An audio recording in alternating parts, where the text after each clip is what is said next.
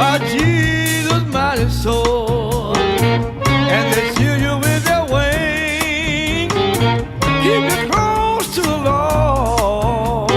Don't pay heed to temptation, or your hands are so cold. You gotta keep the devil way down in the hole.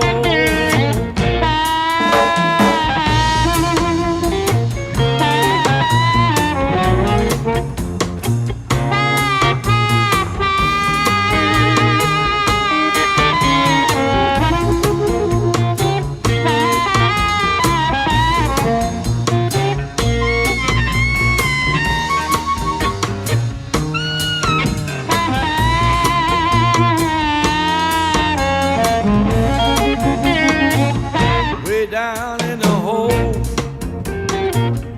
way down in the hole,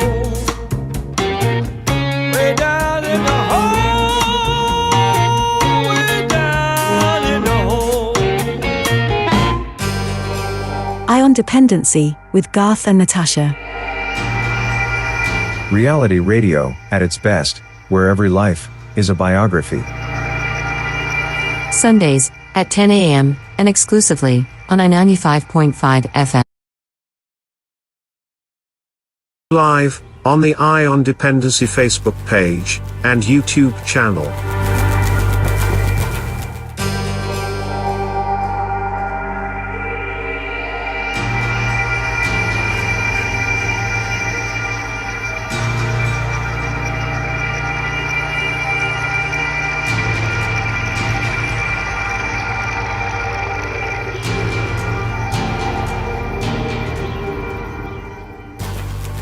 Good morning, Trinidad and Tobago, and welcome to Ion Dependency, right here on I95.5 FM, live on the Ion Dependency Facebook page and YouTube channel.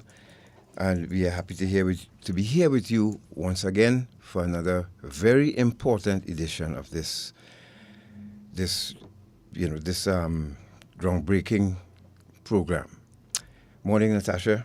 Good morning, Garth. Good morning, Trinidad and Tobago. And thank you again to those of you tuned in on I-95 and on our YouTube and Facebook platforms. We are very happy to have two representatives of the IOM with us this morning as we discuss not only the work that they do and the work that they do in collaboration with the counter-trafficking unit, but also we have a very special short film as well to screen for you today. Yes, it's very important, and we must issue a trigger warning with this one for some of you. Yeah. But we have to show you this, and it speaks to the act, the means, the purpose of human trafficking. We have been teaching you about that for a very long time, and we want to continue to teach you about that, the act, the means, and the purpose of human trafficking, because later down in the year, you're going to get some questions that we hope you can answer, that you can, we can present you with some hampers. So please, this is not for fun, this is for education. And you've always heard about the International Organization for Migration.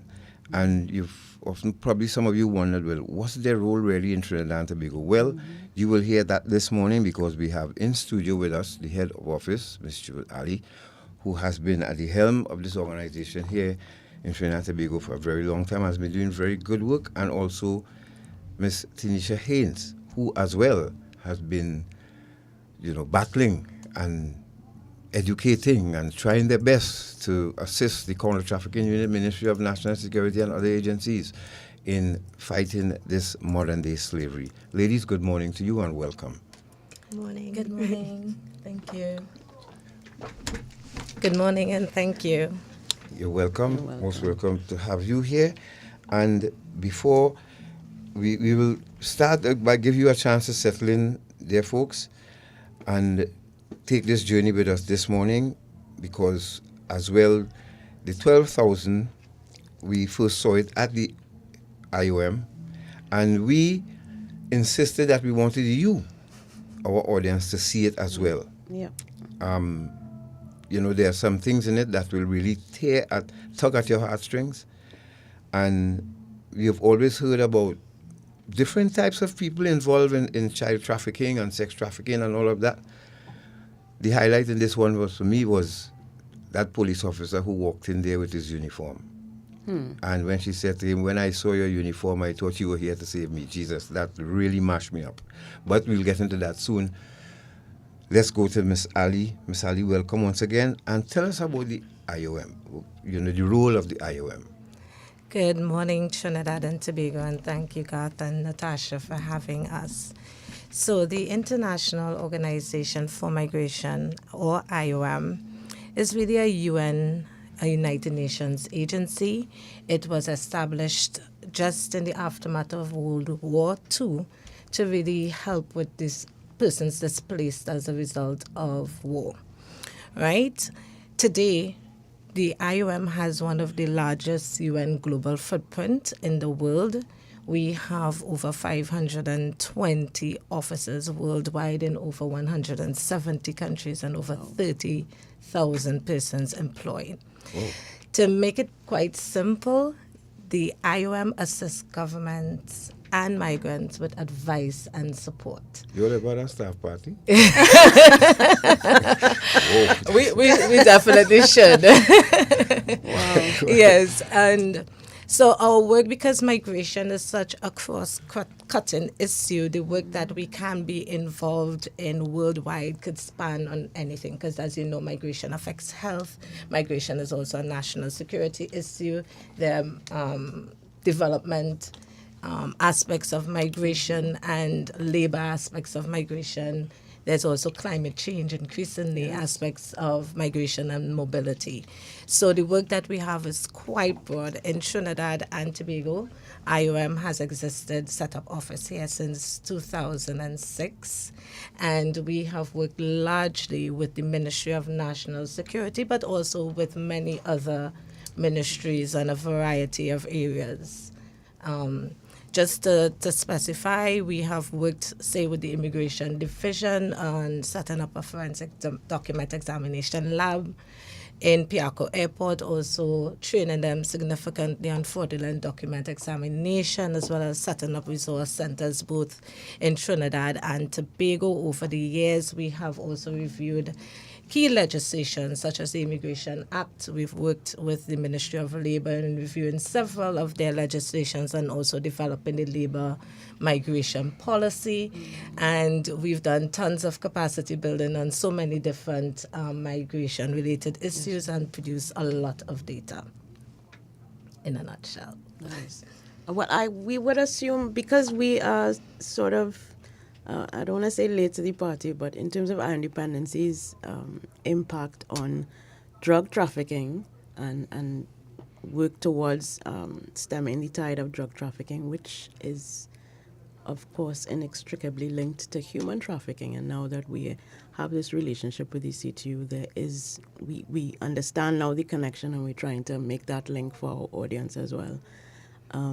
With the recent influx of migrants from Spanish-speaking countries to Trinidad and Tobago, we imagine that the IOM has been busy, quite busy in terms of helping not just the migrants themselves, but also the population of Trinidad and Tobago to understand some of the reasons why people migrate. Oh, certainly. And one of the important things that you said right off the bat is that, as IOM, one of our roles is to assist the migrants who move, but another important role is to assist the communities and the government to prepare for such movements. Yeah. And what we advocate as IOM is, of course, managing this migration, because if you leave it up to the forces, say, of demand and supply, or leave it to happen irregularly, you will not be able to harness the development potential of migration, and you would not be able to mitigate the cost, including human cost of migration. And there is a positive aspect to migration. I think most people probably don't recognize that because human beings are not trees. We do move, right? And move for various reasons. So I think I hope that people, understand and value the work of the IOM in this regard. Well, let me just add to that. There are a number of our citizens, and I'm so glad that you're here to help our citizens understand as Natasha said, there's a benefit as well to our country. A lot of first world countries built them their foundation, everything on migration, and they're still being assisted today for migrants. Could you explain? Do you think, first of all, did we do a good job in explaining to this citizenry that the good, we have to take the good with the bad with regard to migration? Or expect it? Absolutely not. I think we all, including international organizations, can do much better to explain what is going on globally and what is going on right here in our shores in Trinidad and Tobago. Now, migration has always happened. Every one of us here in this room is also a product of migration, probably forced migration many years ago. So many times when people hear the term migration, unfortunately, it has a lot of negative connotations. And let me just add, I mean, even internal migration. Yes, I was born Tinestia village, Point 14, grew up in San Fernando, but when I started working in Port of Spain, I had to migrate to Port of Spain. Yep. Well, I am from Aruga. There you go. And I migrated to Port of Spain as well for Yeah. same said reasons. Yeah. So people have always moved and people will continue to move. Let's establish that. Yes. And what we have to do is be able to see how we could work together so that people could move safely and that people could move in a regular manner and that we could really realize the potentials of migration. So people have always moved, they will continue to move, but far often we tend to focus on just in very narrow aspects of migration. And even when we discuss migration in Trinidad and Tobago, very often you hear people automatically thinking about persons coming from outside of Trinidad and Tobago into Trinidad, and we don't think about our own nationals who are living abroad. Many of our university graduates, our medical professionals, our teachers, a lot of them going out and doing fantastic things in other countries, but they are also migrants. And the benefit that we get from them, the barrels that we get, the MoneyGram transfers and Western Union transfers, all of this is also an important aspect of migration. And in the Caribbean, the story of migration is more that of emigration, people going out rather than persons coming in. Yeah. So the bigger numbers are more going out than coming in. No. So I just want to set the stage there. No, you're going good. The ingredients coming together nice here for this cake. Because again, as you said, we have even our nationals, some of them flying below the radar in other countries. Yep. And just as the migrants came here, they work and they send money back home. Yes. We have our citizens doing the same. Exactly the same. I mean, how come it was such a hard sell?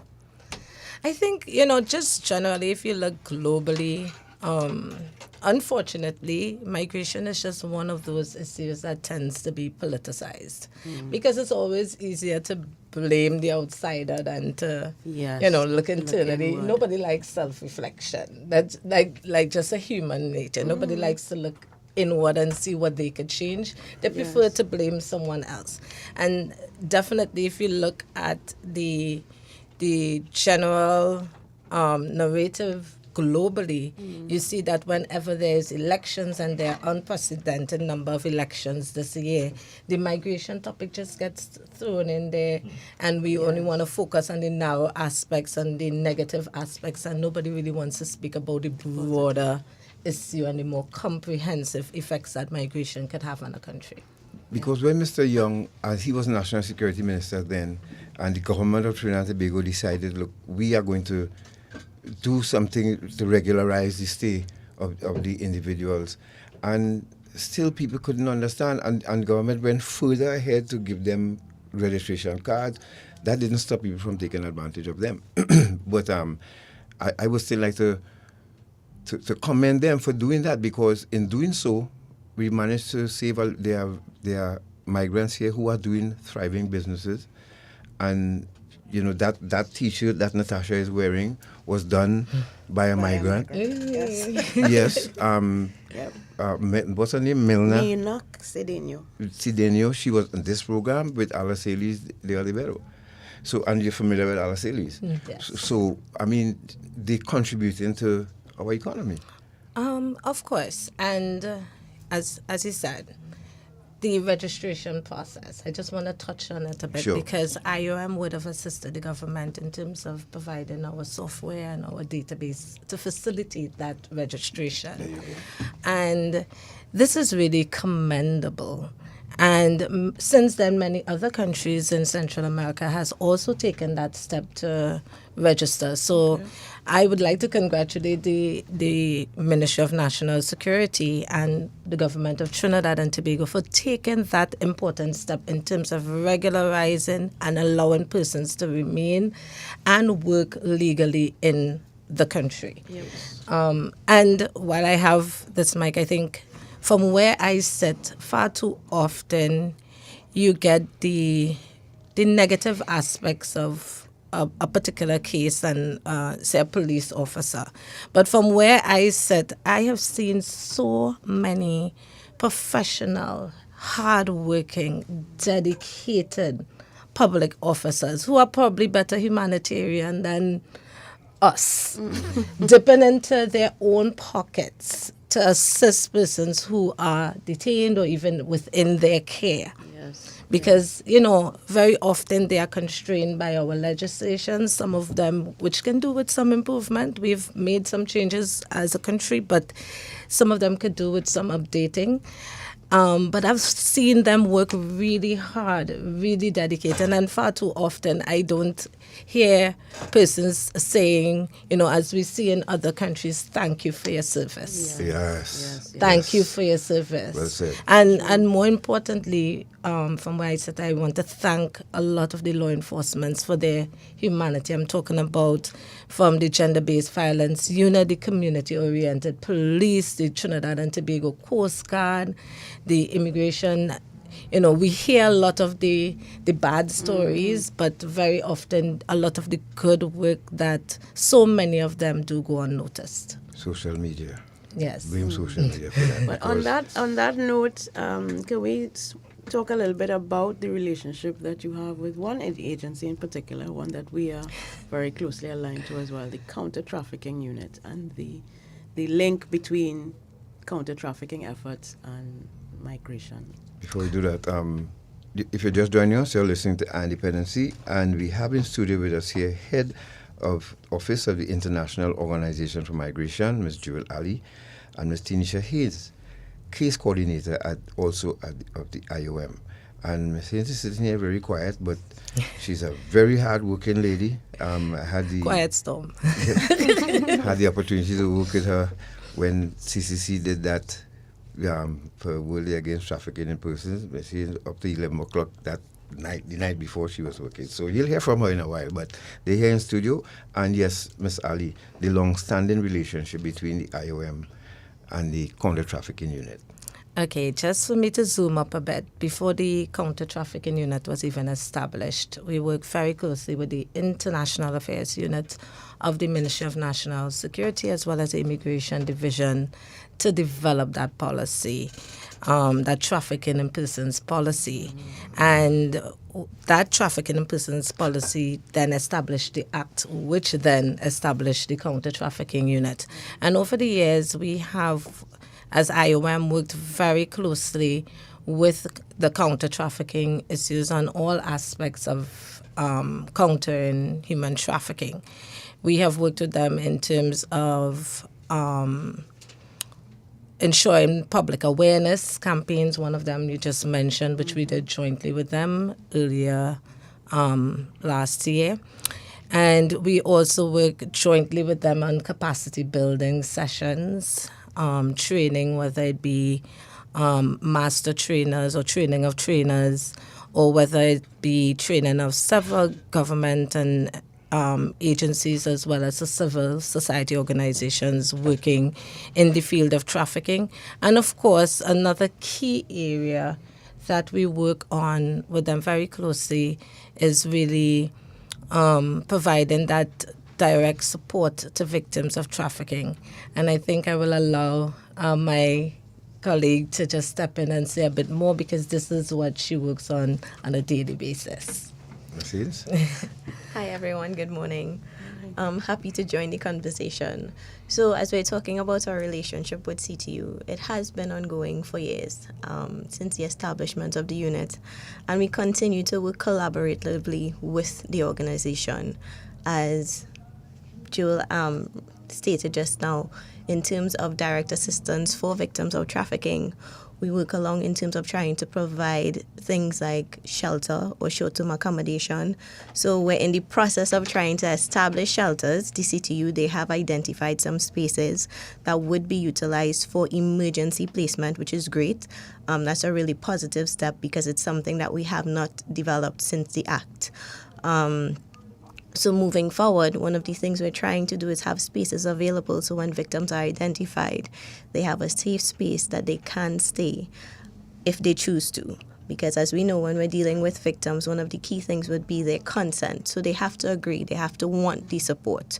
So once they are willing, we have those spaces available that would provide safety for them, and it will also provide them access to certain resources and services. So in terms of food assistance, in terms of personal hygiene items, in terms of even vocational training, and that's where we want it to go. We want it to be a holistic development space. So you come in, you have access to social services, counseling support, which is really key once a victim is identified.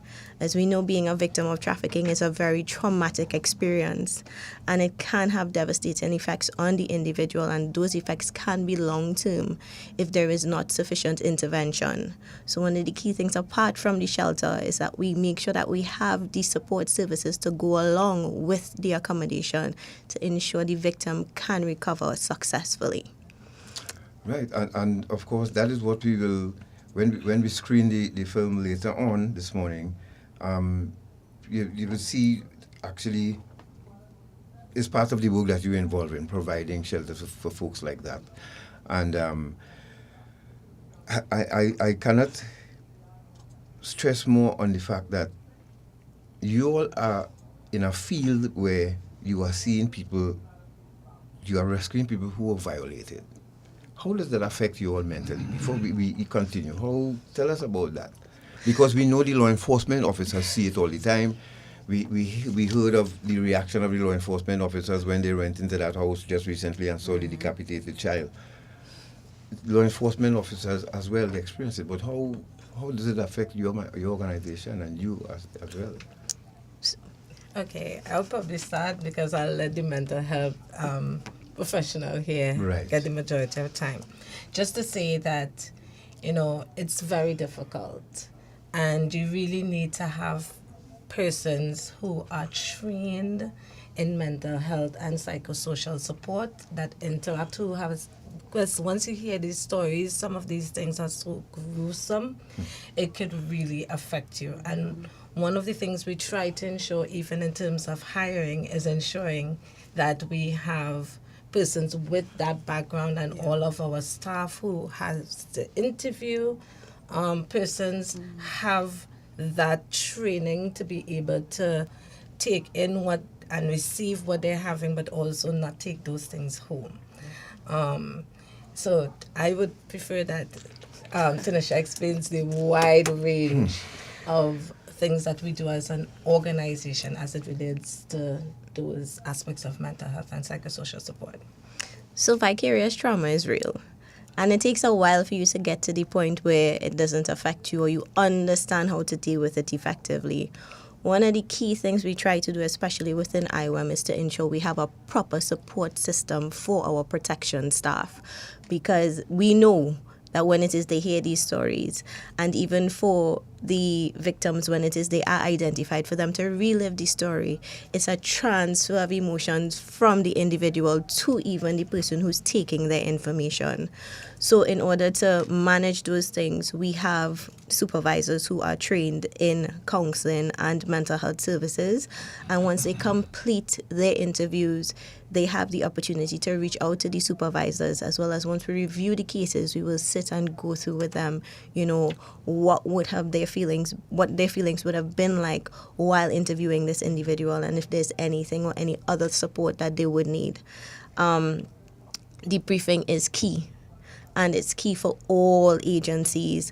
And that's why even within the capacity building that we do with all government agencies, there is an element of the program that focuses on mental health and psychosocial support and self-care, because all of those things are key to ensuring that your staff are able to function effectively after dealing with these type of cases.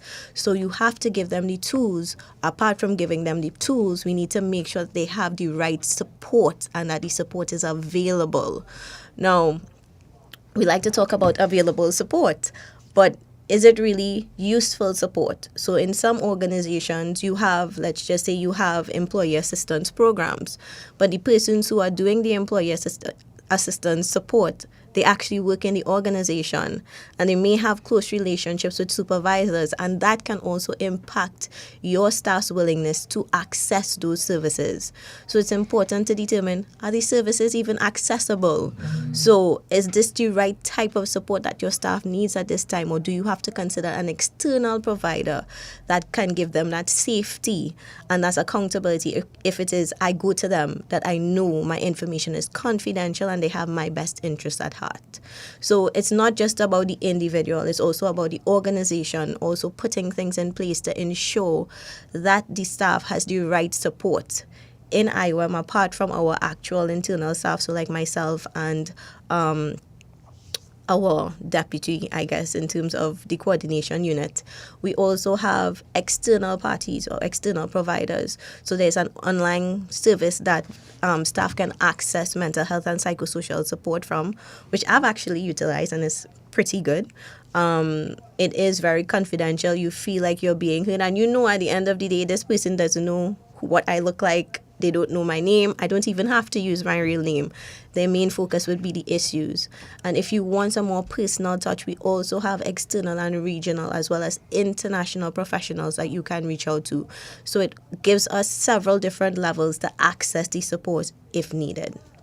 If you're just joining us, you're listening to Dependency, and we are speaking with representatives of the IOM, Head of Office, Ms. Jewel Ali, and Case Coordinator, Ms. Tinestia Haynes. We're going to take a break, and when we return, remember, folks, we want you to see this film, because I wanted to ask Ms. Ali when they return. Sometimes, if you don't stay on the fence, you can get to hate people for what they do to children, especially. You could imagine Sona, especially in this film, when she's a child, and as she said, "I'm a child. You should help me." And when that child sit and relate to you what a big man or big men and women did to them, it can make you hate people, But you have to stay professional and keep that stiff upper lip and keep your chin up where this is. People, before we do go to a break, though, I wanted to just clear up something based on some comments that I'm seeing on Facebook. Organizations such as that are very prominent in terms of assisting migrants, like Living Waters, which is essentially a faith-based organization, right? Does the IOM or any other UN agency provides funding support to those FBOs or no? What is the relationship where that is concerned? Definitely. In terms of the entire Venezuelan response in Trinidad and Tobago, we've set up what are called Response for Venezuela national platforms. And this is, in Trinidad, is co-chaired by IOM and UNHCR. Mm-hmm. And both agencies do have implementing partners from a variety of community-based and faith-based organizations. And yes, we do provide funding directly to them. And actually, Living Water Community is currently one of our implementing partners, but we have several other community and local NGO partners as well who we do provide funding for. All right. So, people, those of you who can, if Facebook giving you trouble, you know you can go to our YouTube channel, Ion Dependency. That's EYEON Dependency. And we want you to get a pen and not just look at the document, not just look at the film, but take notes as well. Take notes so that you can tell us what you witnessed, what you noticed, some things that are very significant. And remember, we're looking at the act, the means, and the purpose. Let's see how well you have been doing with learning that is concerned. So let's go to a break. And when we return, we touch a little more with Miss Ali and Miss Haynes, and then we feature that film, The 12,000. So stay right there. We'll be back.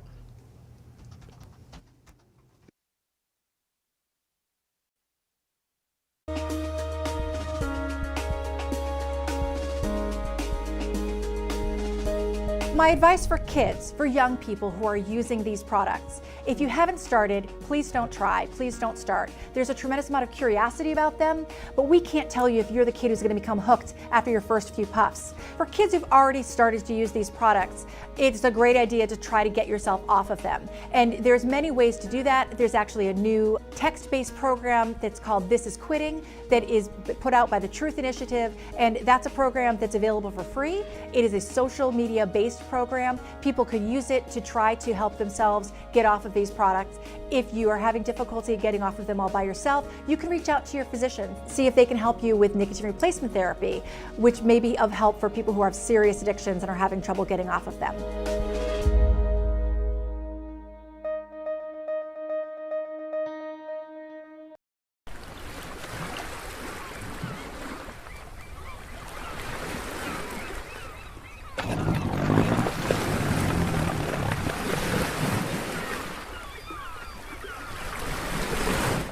Cappy, talk to you now, boy. Got a small work for you to do. You make a quick 10 G's. What you gonna do for me? 10 G's? What's that how I do this, boy? What you doing? Taking your boat, run up the islands, pick up some people and then bring them back here for me. That's all you have to do. That sounds like human trafficking, boy. That's a serious crime. I can't make that. Trafficking in human beings is a serious violation of a person's human rights. It violates a person's right to freedom of movement, freedom of choice, freedom of speech, and freedom of identity. It is a heinous crime which affects local, regional, and international peace and security. A victim of human trafficking is subjected to many types of abuse. The crime destroys a person's dignity and self-worth. Victims often feel hopeless, are suicidal, and are stigmatized in their communities. Child victims are deprived of their rights to education, play, and social interactions. They're essentially robbed of their childhood, and that can never be regained once those years have passed.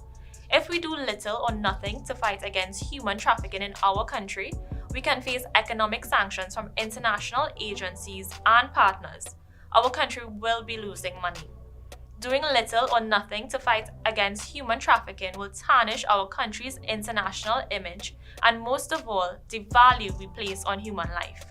Human trafficking is no respecter of persons. Anyone can be a victim.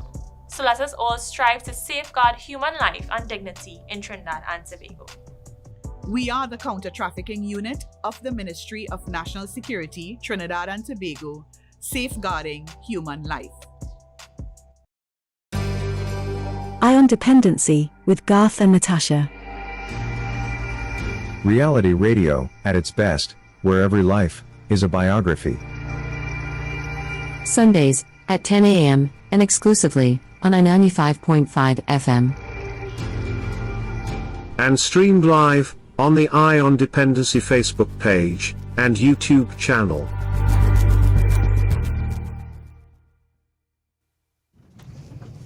Thank you for staying with us. This is Ion Dependency, and we're talking with Joel and Tanisha, if you allow me, from the IOM this morning, the International Organization for Migration. And we are also planning to screen a short film called The 12,000. But before we do that, we're going to go back to Tanisha and Joel to talk a little bit more about how they support victims of trafficking. Now, there's a question here about a referral map. for VOTs. What does that mean? So one of the key things in terms of providing support to any vulnerable population is that you should know the agencies that provide the support. Now, first things first, we know in terms of victims of trafficking, one of the key responding agencies would be the counter-trafficking unit. But I would ask you the question, how many other agencies do you know that actually provide support for victims? Can't name any offhand. Beside the counter-trafficking unit? Beside the CTU. Anybody else? God, do you know? Support, they said, right? Mm-hmm. So I think the Rape Crisis Center, and we also have the Venezuelan Embassy. I know they too play their role in that as well, the UNODC, and so Ministry of Social Development. Ministry of Social Development, and Ministry of National Security. So did I pass the test? I mean, you kind of passed. I know you were in the session, so you should have a good idea of all of the agencies. Yes. But even with that, do you know what the agencies do for the victims? And so that's the importance of a referral map. It gives us an idea of all of the agencies that can provide support for a specific group of persons in need. So in terms of the referral map for victims, it should map out all of the agencies as well as what the agency does. We should also have a focal point in terms of knowing who you can contact from that agency if it is the victim requires that specific type of support. Now, in terms of Trinidad and Tobago, we have started that process, which is great. So we had our first meeting officially where we looked at all of the agencies we knew and in terms of where they see themselves within victim care. Now, the other benefit of having a referral map and also a referral mechanism is that you can also know what the gaps are. So if I'm doing food and nobody's doing accommodation, then we know there is a need for an agency to provide support in terms of accommodation. And therefore, if 3 of us are doing food, then we know, okay, is there a possibility for you to now focus more on accommodation as opposed to food? So a referral map, as well as the referral mechanism, it helps us identify the needs and the support that's required for the victim, as well as helps us to bridge the gaps and also not duplicate efforts. Because if I'm giving food, then, and we don't know what each other does, then the victim can come to me for food, can come to you for food, can go to somebody else for food, and we wouldn't be reaching the amount of persons or beneficiaries that we ideally should be meeting. So the aim is, hopefully within the next month, we shall have a finalized referral map as well as a referral mechanism. We had our first meeting on the 1st of March where all of the agencies met with each other. We found out what each other would be willing to provide in terms of support by the way of victims of trafficking. And so once we have that established and we have a map in terms of what would be the next step and how do you determine the needs of the victim, then once it is you have identified those needs, then you know exactly who you would be reaching out to. Wonderful. I'll say good morning to the Deputy Director of the Counter Trafficking Unit, who is paying very close attention. Good morning, Dean. Thank you, ma'am, for joining us. And those of you just joining us, you're listening to Dependency, and we are speaking with Ms. Jewel Ali, Head of Office of the International Organization for Migration, and Ms. Tinestia Haynes, Case Coordinator, the IOM. Coming up, we will have the screening of that short film, the 12,000, that, as I said, we warn some of you, it's not something that you expect, but it's happening. This time we go across the seas to see what happened to children in Nepal and Calcutta, and this is a true story actually of Sona, who survived this. She's now an advocate, and we're trying our best to see if we can get her to be interviewed on Dependency soon. And also we have, to those of you who joined last week and with us to bid farewell to the late Major General Ralph Brown, we have a message from his son for you all, so we'll share that with you too as well. So Ms. Ali, you wanted to add anything to that? Just probably to say that generally resources for providing assistance is scarce and becoming increasingly scarce. So it's very important as well to show value for money, so that while we're providing assistance, we need to avoid duplication of effort. We definitely need, and we need to ensure that the money is being used in the best way possible, because we are accountable to wherever those funding is coming from generally. Yes. And as you talk, one of the major issues, not just for victims of trafficking, but cases of domestic violence or intimate partner violence, when you talk about shelters, that is what most people will think of. And we know that there are not enough shelters for victims of domestic violence. So how do we ensure that victims of trafficking are also, taken care of, given the scarcity of that resource in particular? Shelters, money. Well, in terms of shelters, yes, it's been a challenge. And yes, we have been advocating for shelters for a very long while. In terms of funding, I can give you an idea. So we have a project that we receive funding from the Migration Multi-Partner Trust Fund, and the name is the Access Support Coordination Program. And what the purpose of it was to ensure not just capacity building, but also to raise awareness and also to provide victims with direct assistance. Yes. One of the key things under that would have been accommodation, but we also would have set aside funding for shelters and trying to, mobilize a shelter and ensure that it is outfitted and it is safe and acceptable for victims to be received. Our budget was around $200,000 US dollars for short-term accommodation and the outfitting of the shelter. Mm-hmm. The shelter was not identified until late last year. It was space. And just to give you an idea of how expensive it is to pay short-term accommodation, which is where it is, we have identified landlords and they stay in apartments. Mm-hmm. The cost was, almost totally depleted the $200,000 USD budget within a space of 2.5 years or just over 2 years. Mm. So it's not sustainable. And the need or the purpose of establishing a shelter is that you have a space, and within that space, all of the victims can have access to all of the wraparound services. It also creates a sort of support or community for victims because they'll also be together. You have the opportunity for group support and group counseling. So it's all of them moving through a healing process and also having the support of each other to move forward. Now that we have identified a shelter, we've identified 2 so far. There is also a shelter, I believe, that's in also being refurbished by the Ministry of Social Development. So we're looking ideally at 3 shelters, and then we would have had the migrant facility that would have been, it would have been provided through the Office of the Prime Minister, I think in 2022.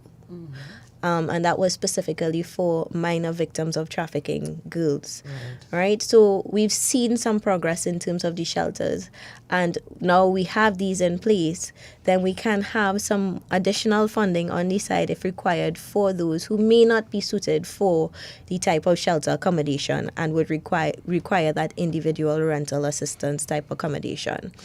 So it's going to save us money, right? And it is going to definitely ensure that the victims have the support within a safe space and can also provide a community for them to help each other move forward in terms of recovery.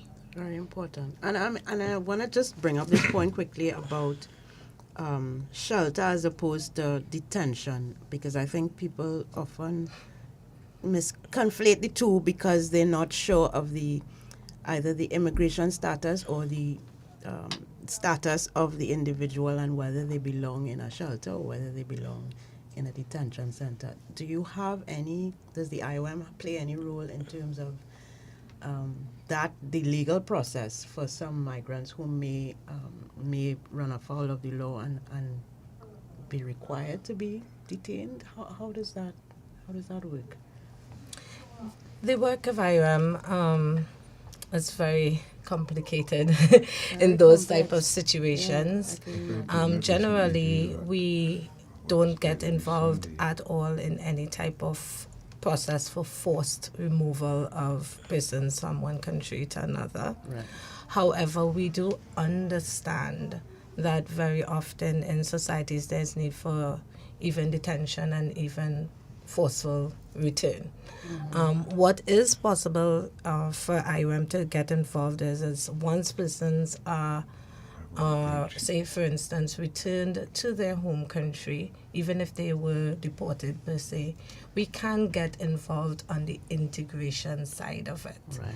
of ensuring that they're able to settle back into their country of origin and receive support from various stakeholders.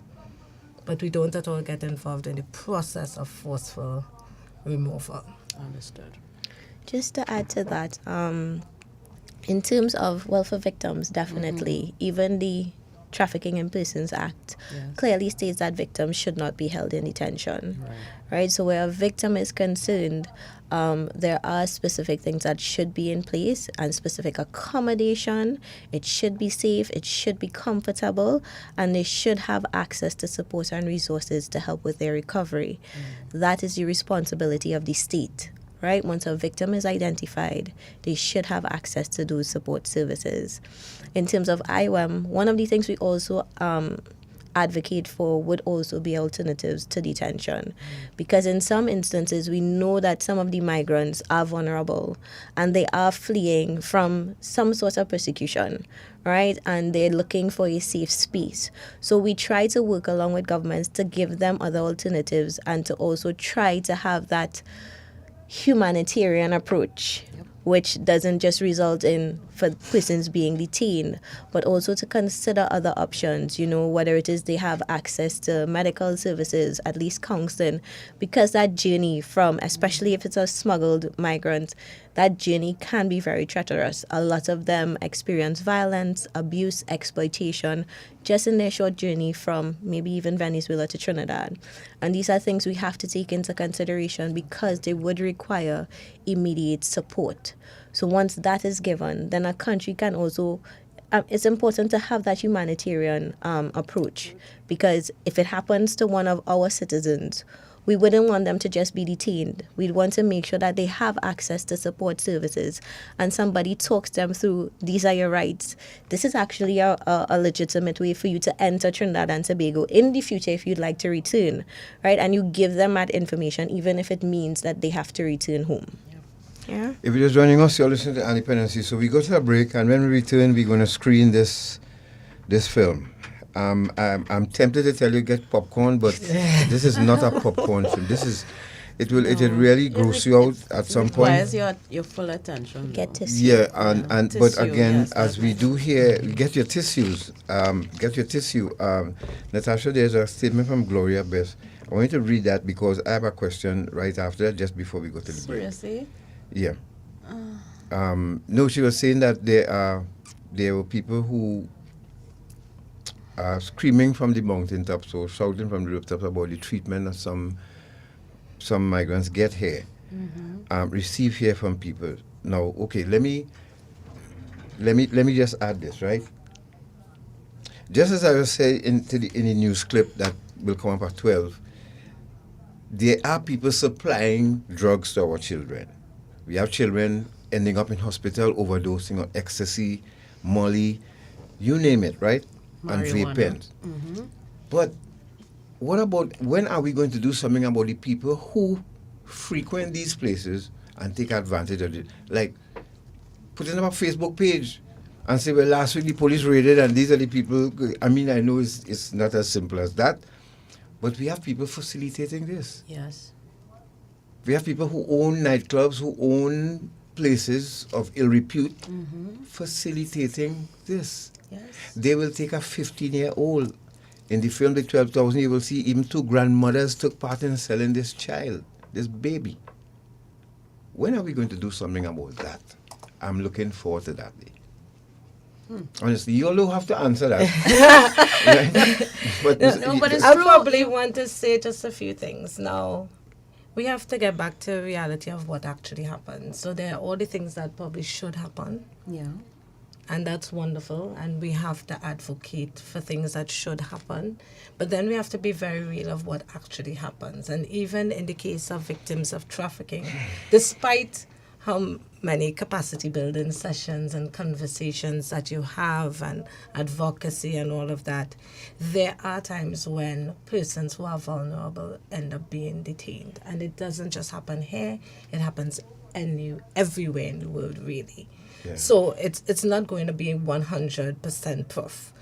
However, what it means is that we have to continue to build the capacity of even our law enforcement agencies on, understanding all these definitions. But then we also have to give them the tools to do so. And if you're a law enforcement agency, you have to enforce the laws. Yep. So we also have to take that step back and understand that, there are laws that needs to be changed, and these are things that not happen. It doesn't happen, overnight. It takes time as well. So while, as I said, I think very often when we look at migration, and I understand we need to bring some of the problems and the issues to the forefront. But I think when we zoom out a bit, and you look and see what is happening globally, and you realize even though, globally, a lot of migrants, probably just about half of migrants have access to healthcare when you look at countries globally. Trinidad does have some good aspects of it. Now, migrants here in Trinidad are accessing public health. They're accessing primary health care and emergency health care. Of course, we could do better. Of course, they should access, ideally, secondary and tertiary health. But let's also start acknowledging what actually has taken place, what is better than some of the regional averages, what is going on here in Trinidad and Tobago that is actually better than what's going on globally as well. So just zoom out and ensure that we're not only looking at the negative aspects, but also recognizing and acknowledging steps that have been made, and the fact that we will continue to have a lot of work to do. All right, so let's go to that break, and when we return, we screen the 12,000. We're not leaving out you guys who are listening on radio. We have dubbed in an English version of the conversation in the film. So though there may be parts where you'll just hear some music in the background, but at least you will be able to follow the dialogue of the film. Yes, Natasha painstakingly sat and dubbed over it in English because it was done in Hindi. But it's subtitles on the screen. But for those of you listening on radio, you would have had a hard time to follow. It would have been the first time in the history of I-95 a Hindi program was done here. But Natasha, we want to thank the MVP again for saving you so that those of you who can't join us on Facebook or YouTube, you can listen to it on the radio. So we're going to take a break, and we will return right after this. Please stay right there. And remember, even in the breaks, we have lessons for you to learn. So pay attention. When kids are looking to purchase these jewels or these vaping products, if they're 18, they could go to local retail stores, they could go to gas stations, they could go to vape shops. If they're not 18, now they're limited to going to a lot of online places. They ask if you're 18, you click yes, and as long as you have a credit card, you can purchase these. You can purchase from other kids, you can purchase from online auction sites like eBay. It is easy to get these devices. Parents, remember, together we can make a difference. Hola, my name is Elena. Well, it's actually not my real name. You don't really care, do you? All you care about is once you pay your money to my boss that I look pretty, smell nice, smile for you, and let you have good time, enjoying yourself and doing to me whatever you want to do for the money you paid. What you don't see or know is that I don't get any part of the money you paid. My boss takes all of it. I am forced to work, taking as many clients as my boss tells me to. I am beaten, made to take drugs, and I cannot leave this kind of work on my own. I am a victim of human trafficking. Please, por favor, help me.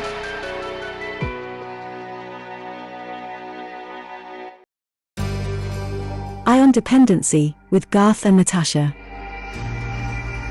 Reality radio, at its best, where every life is a biography. Sundays at 10 a.m. and exclusively on 95.5 FM. And streamed live on the Ion Dependency Facebook page and YouTube channel.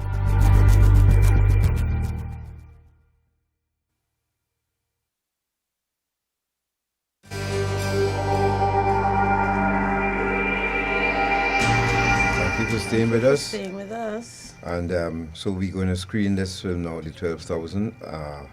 Those of you who have any questions, please write them down. And let's see if we can get through this without shedding a tear. But it's a lesson. It's real. And we thank the Ministry of National Security and Counter Trafficking Unit. And of course the Ally Global Foundation, which is an NGO that is working to support victims of trafficking in this part of the world, was given us permission to screen this film for you today. Yes, and thank you, Alice as well, for joining us. Yes, we're going to have some program. Remember, Alice is our lady that we turn to when we have bilingual programs so that you can reach the migrant. Yes. So, folks, let's go. Let's take this journey with SONA. Let's take a look at the act, the means, and the purpose of human trafficking. Where did it all end up for SONA, and the filthy hands that this child ended up in? We feature the 12,000.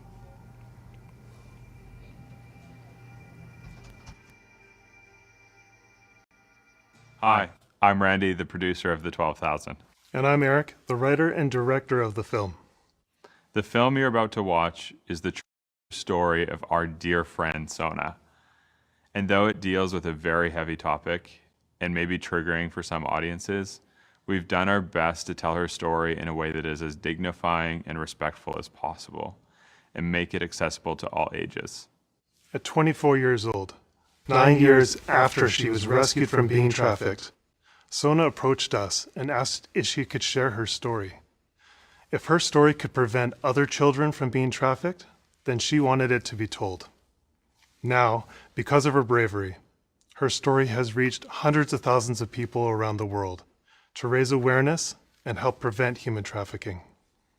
So now it's your turn to take a brave step. Thank you for choosing to watch this film and learn more about the issue.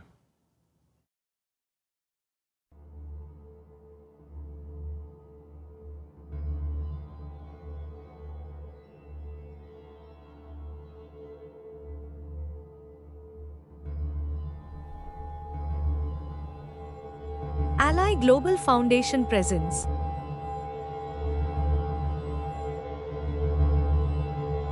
a Vito Studio production.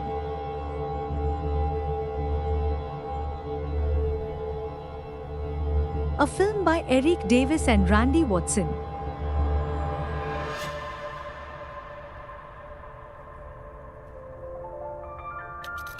This true story features no professional actors.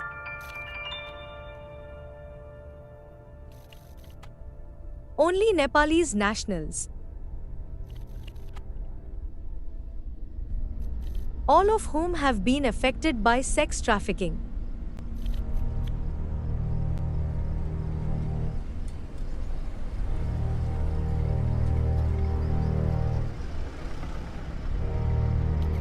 There is an open border between Nepal and India.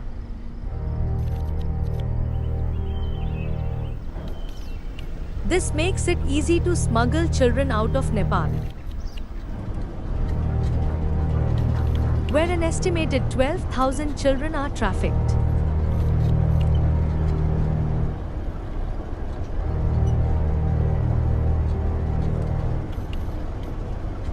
Each year,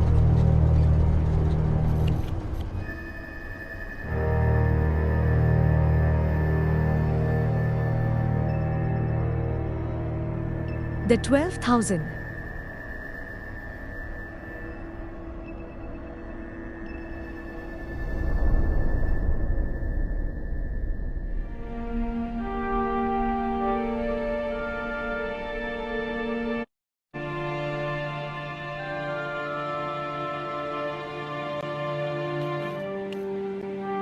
Novaktot, Nepal.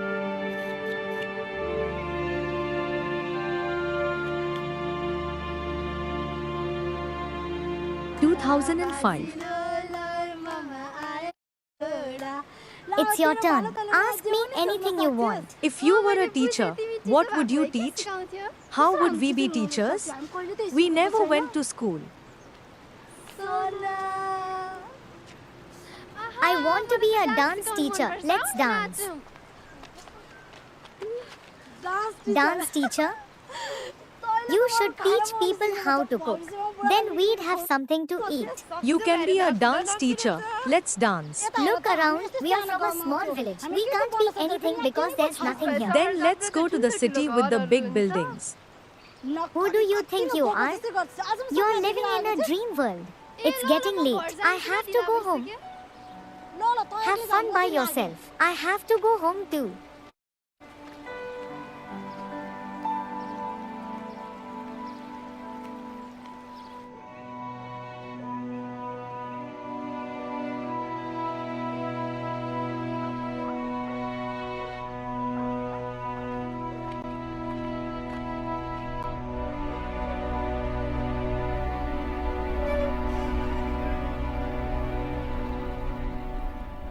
Sona? Where have you been all day? I was working. You were working the whole day? You should be here making us food. Forgive me. You should be here making us food. Otherwise, what good are you? Forgive me.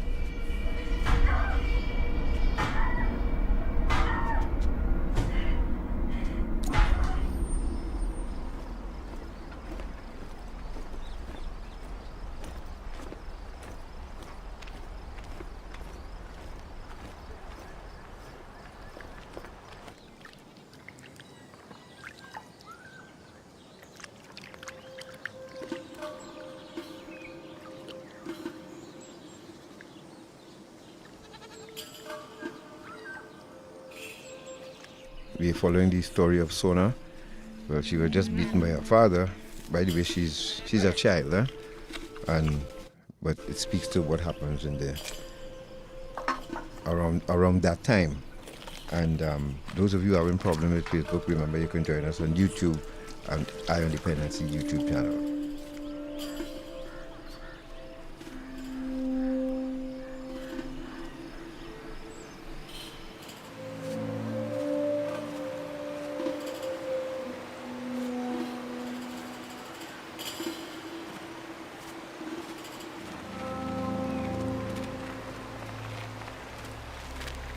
What's your name?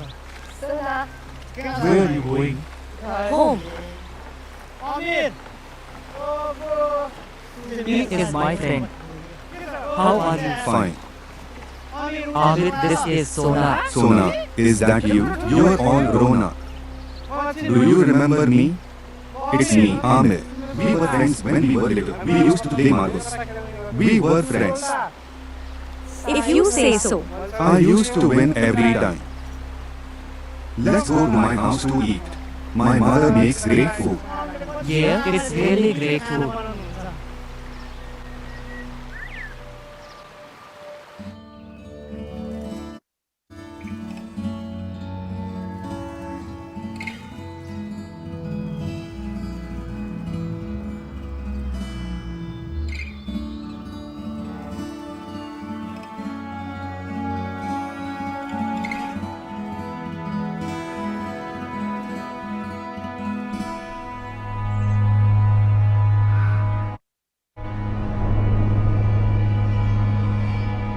Recruit. The act.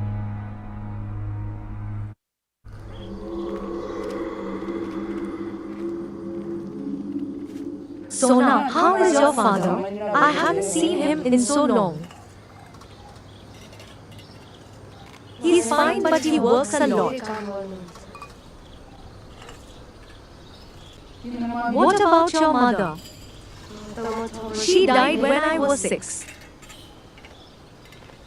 I'm so sorry, child. Sona, your food is getting cold. Eat faster or it won't taste good. What do you guys want to do now?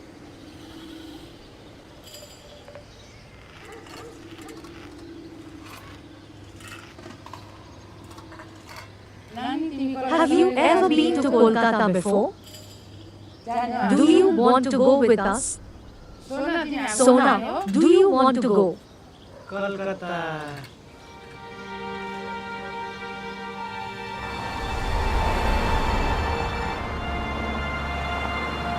Transport. The means.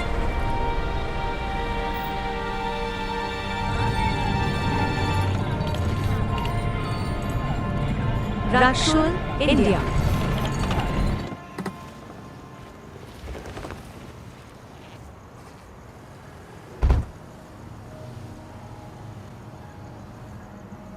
Sona, do you work? Yes, I cook and clean in my village. How much does that pay? Just enough for food.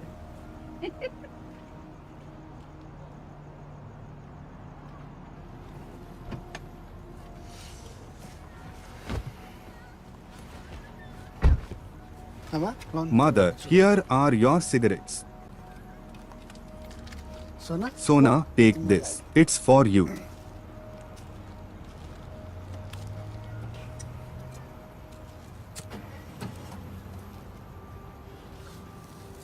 Mother, it's getting late. Yes, son, you are right. Can we leave Sona at your auntie's house tonight? Okay.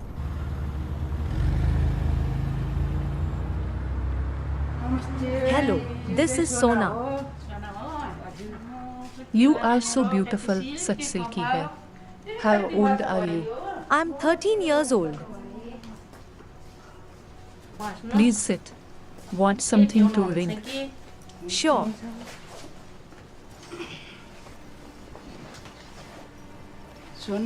You are invited to stay here with my sister. She will find a better job for you. Please stay here, okay? No, auntie. I have to go back to work at home. You will get the better paying job in the city. I don't know. Don't worry, I will tell your father. I have to go.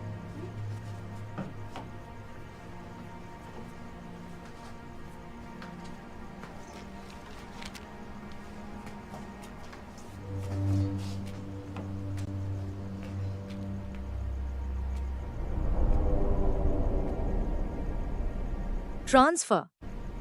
The means.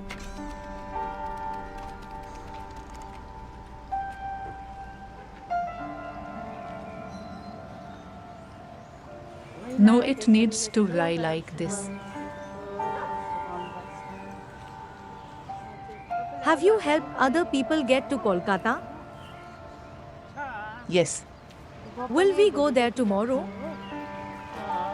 maybe.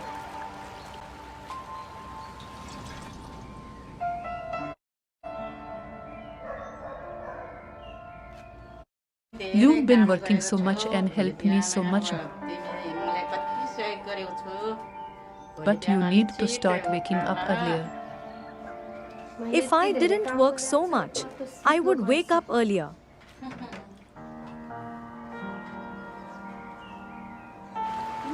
You need to start working faster. Sana, if you want to work in the city, you have to get stronger.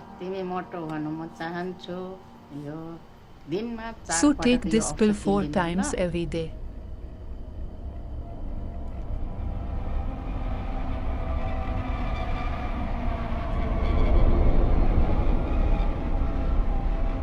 Hormones. The means.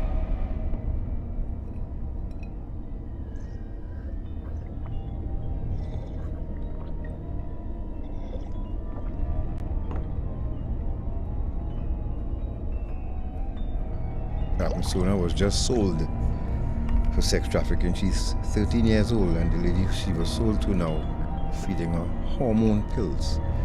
So you know what that means, right? They're preparing her to hand over to the trafficker himself. Bear in mind, she's 13 years old.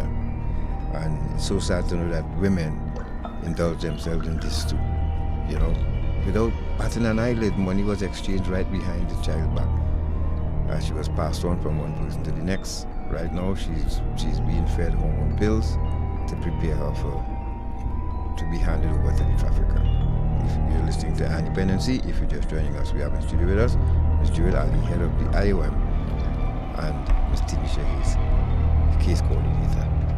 Let's go back to Sona.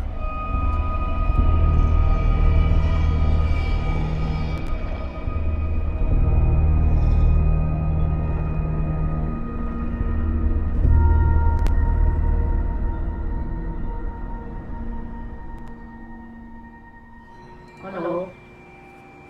Hello. 6 months later. Sana is in her bedroom. Just wait a second. Sana, it is a call for you.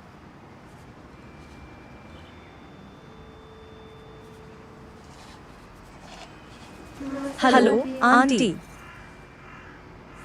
I'm fine.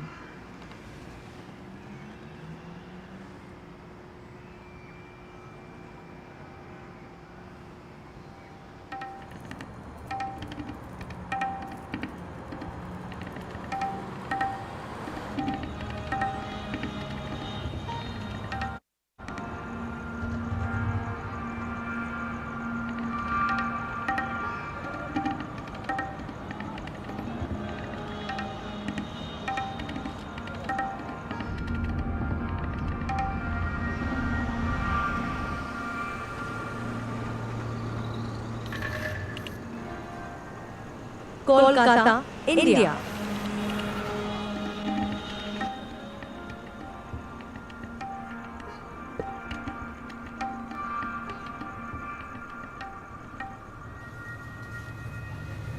That is Manu.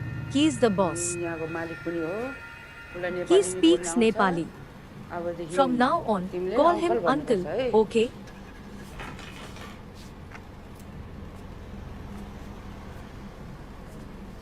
How are you, Tuli? Namaste. Sona, how are you? I have heard a lot about you. I have been waiting for you. Hello, uncle. Come. Sona, listen. I only have one rule, and you only have to do one thing. When I ring this bell, it's time for work. Okay, uncle. I'll work hard.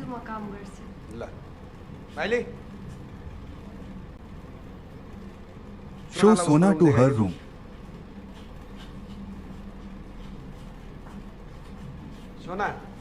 You are very beautiful and you'll do very well here. Go.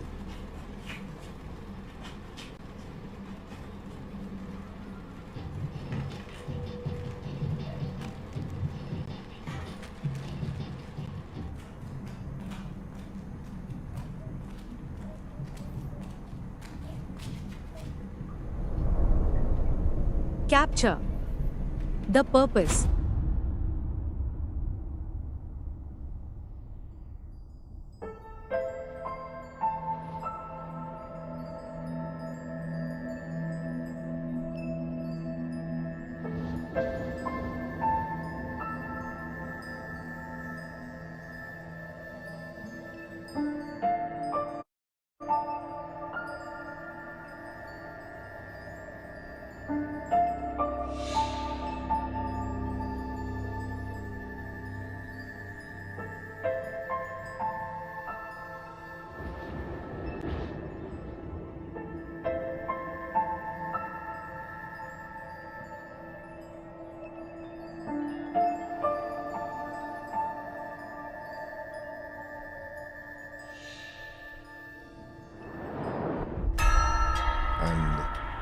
They're preparing them to meet their traffickers. As the guy said, as soon as the bell rings, just come and line up and you will be chosen. They are all children.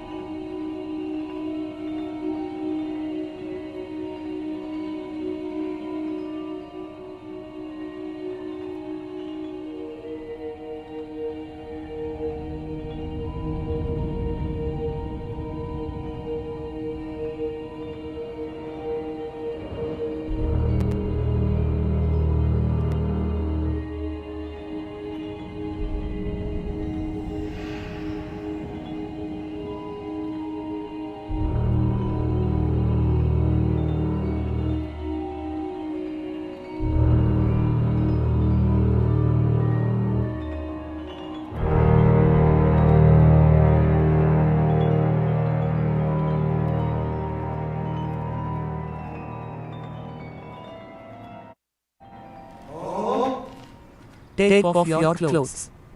Take them off.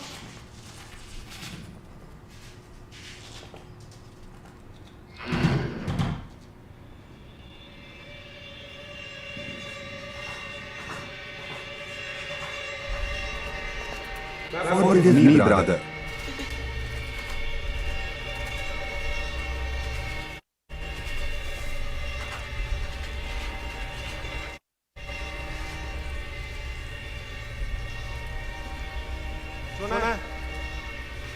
Listen.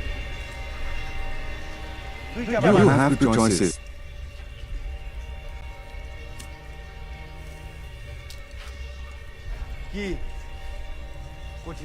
You can lie down in there or you can lie down in here.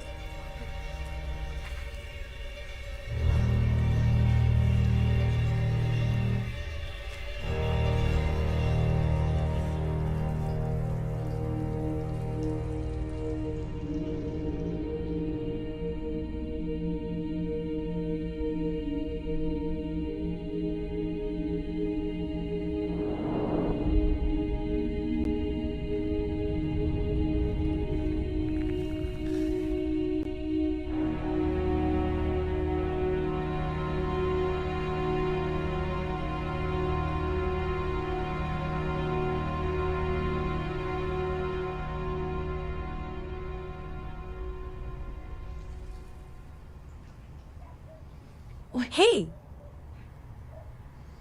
You're going to get us all in trouble. Just be quiet. Experience. She had to run. Where are we? The bad place. What do we do here? Shut up. Do as you're told and wear this. Let's go back.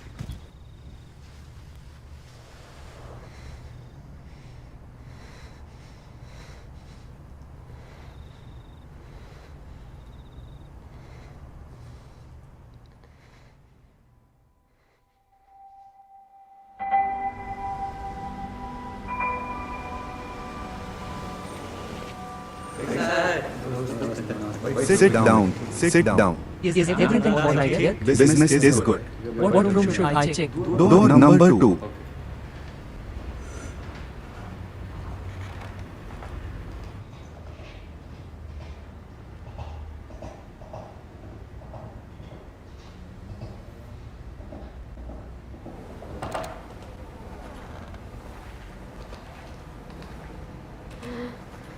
Sir, please save me.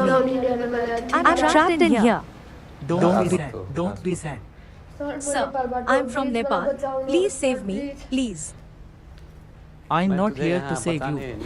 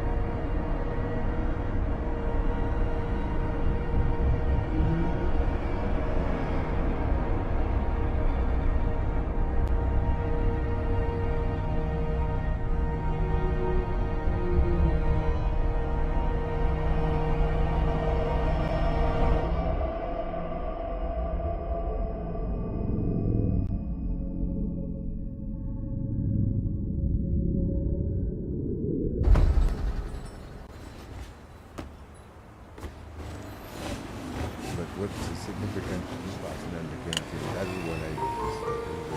What are you doing coming over there? Yeah, police.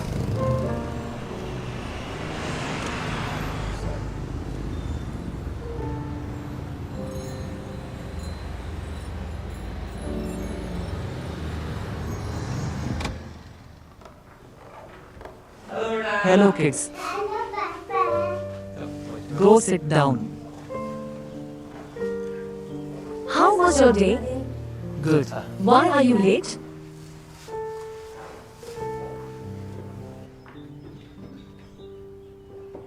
What do you do today? Serve the children first. Did you go to school? You both went to school. What did you read? Let me listen. Do you want potatoes? Serve the kids first. Let me hear ABCD. Does she know ABCD? Let me hear ABCD. Let me listen. Is that your wife? See, it's beautiful. Good, drink some water. Does she know about me? When I saw your uniform, I thought you are going to save me. My family has no idea where I am, and I don't have idea where I am.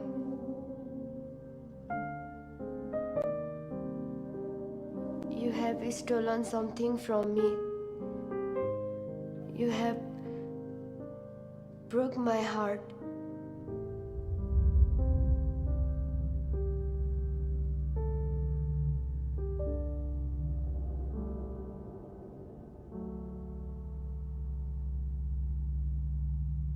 I thought you were going to save me. What are you doing? I was sold. I was broken. Did you hear me? I just want to go to school. Stop. Don't hurt me anymore. Please look at me. Please look at me.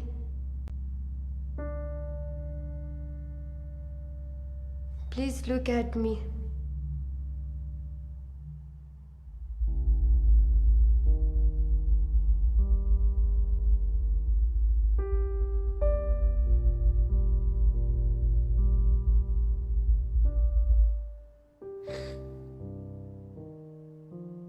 I'm just a child. You should help me.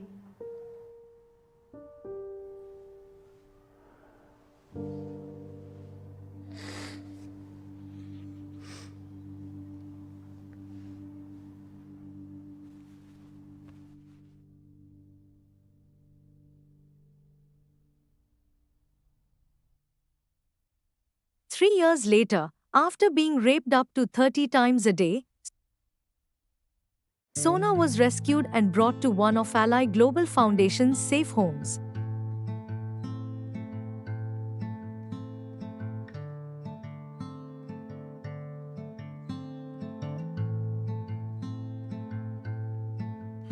Sometimes I feel like a mother's There, she child. found a safe place to work through her trauma and heal alongside others. Like a motherless child. Today, Sona is studying to be a social worker to help more children like her. Motherless child. You can help more children too.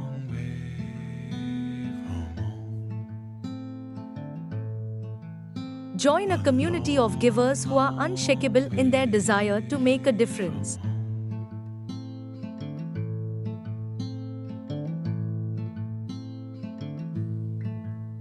Sometimes I feel like I'm almost gone. Sometimes I feel like I'm almost gone.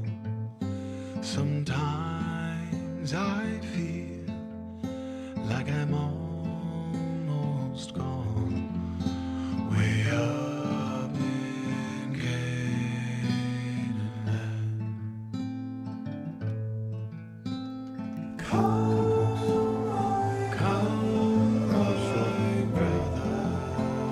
Very powerful. It's a story of a young lady who's 30 times a day being raped or being abused. So imagine a 13-year-old. How a child could recover from that in their adult life? It takes some doing. It definitely takes some doing, and we have to thank the organization that rescued her and is continuing to assist her to help others, because that is usually the path that most survivors will walk. And again, we want to thank the Ally Global Foundation for making this film, first of all, and for allowing us to share it with you, our audience. And Garth, you mentioned that last scene where she was speaking to the abusers or those who had a hand in her abuse. Interestingly, none of the women were a part of that lineup, interestingly. And they should have been. Mhm. Those two women who facilitated, who basically sold her to the guy who's running the brothel. Yeah. And you know, like I said, I'm a child. You should protect me. You should save me. Yep. You know, but to know that a police lieutenant actually can be part of that too, and she ran to him and grabbed onto him, thinking, well, okay, I'm going to get rescued here now.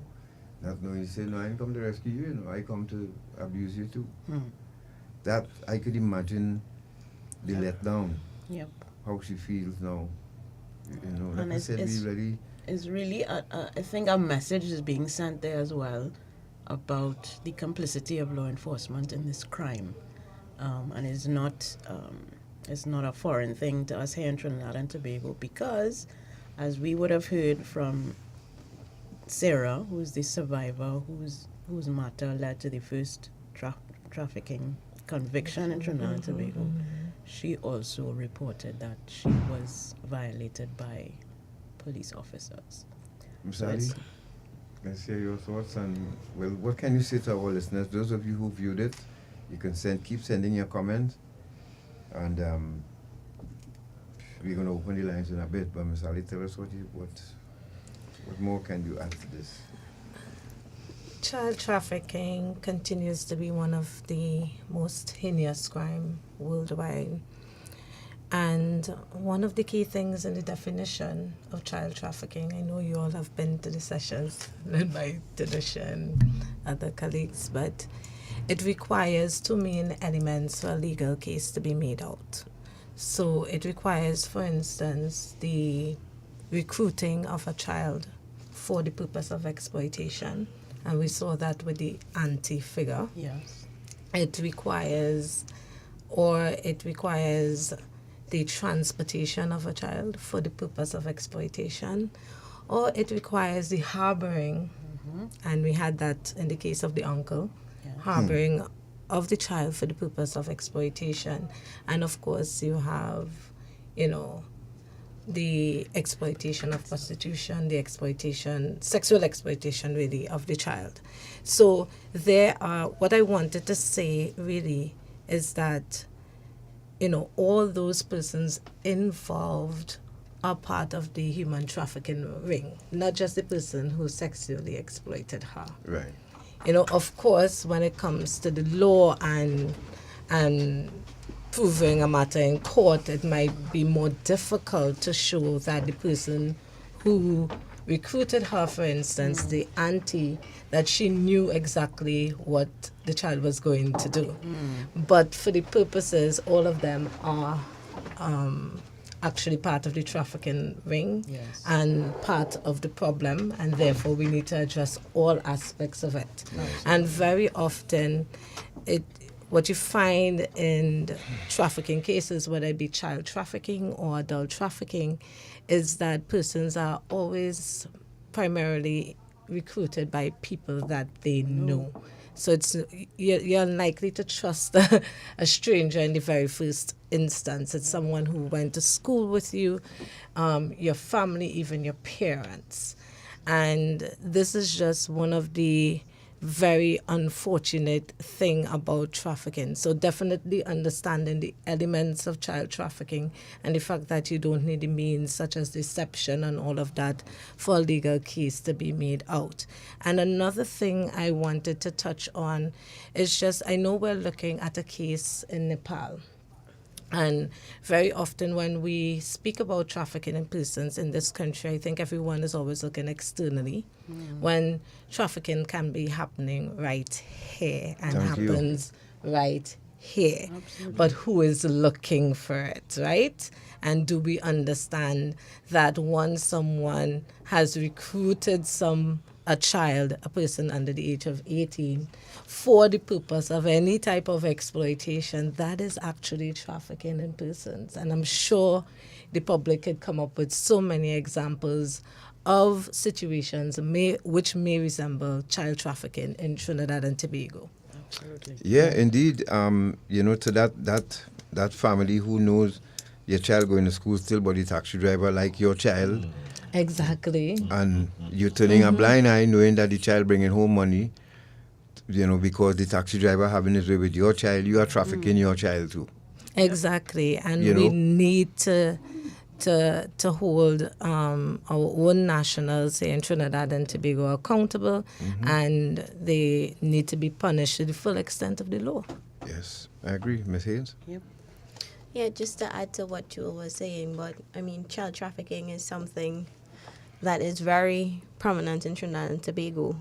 Even the involvement of law enforcement. When we do interviews, a number of our victims have indicated that law enforcement has been involved, either through transporting them, even through the exploitation itself, sometimes even utilizing the police vehicle to transport them. There have been instances where law enforcement has also been used for security purposes for the establishment.